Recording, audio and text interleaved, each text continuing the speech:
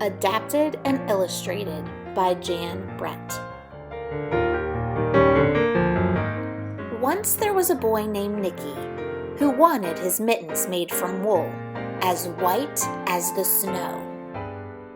At first, his grandmother Baba didn't want to knit white mittens. "If you drop one in the snow," she warned, "you'll never find it." But Nicky wanted snow-white mittens, and finally, Baba made them. After she finished, she said, "When you come home, first I would like to see if you are safe and sound. But then I will look to see if you still have your snow-white mittens." So off Nicky went, and it wasn't long until one of his new mittens dropped in the snow and was left behind. A mole, tired from tunneling along, discovered the mitten and burrowed inside. It was cozy and warm and just the right place, so he decided to stay. A snowshoe rabbit came hopping by. He stopped for a moment to admire his winter coat. It was then that he saw the mitten, and he wiggled in, feet first.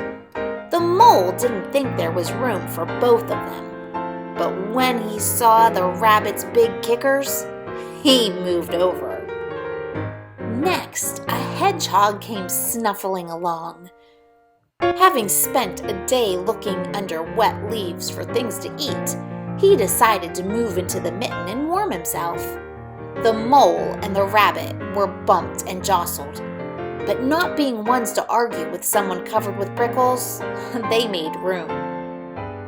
As soon as the hedgehog disappeared into the mitten, a big owl, attracted by the commotion, swooped down. When he decided to move in also, the mole, the rabbit, and the hedgehog grumbled. But when they saw the owl's glinty talons, they quickly let him in. Up through the snow appeared a badger. He eyed the mitten and began to climb in. The mole, the rabbit, the hedgehog, and the owl were not pleased. There was no room left. But when they saw his diggers, they gave him the thumb. It started snowing, but the animals were snug in the mitten. A waft of warm steam rose in the air, and a fox trotting by stopped to investigate. Just the sight of the cozy mitten made him feel drowsy. The fox peeked his muzzle in. When the mole, the rabbit, the hedgehog, the owl, and the badger saw his shiny teeth, they gave the fox lots of room. A great bear lumbered by. He spied the mitten all plumped up. Not being one to be left out in the cold, he began to nose his way in. The animals were packed in as tightly as could be. But what animal would argue with a bear? The mitten swelled and stretched. It was pulled and bulged too many times its size. But Baba's good knitting held fast. Along came a meadow mouse, no bigger than an acorn. She wriggled into the one space left and made herself comfortable on top of the great bear's nose.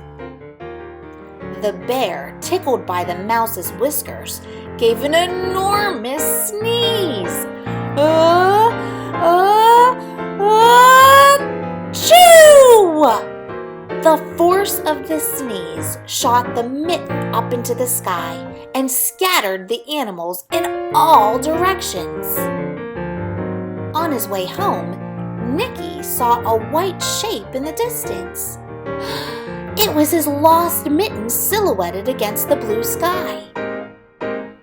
As he ran to catch his snow-white mitten, he saw Baba's face in the window. First, she looked to see if he was safe and sound, and then she saw that he still had his new mittens.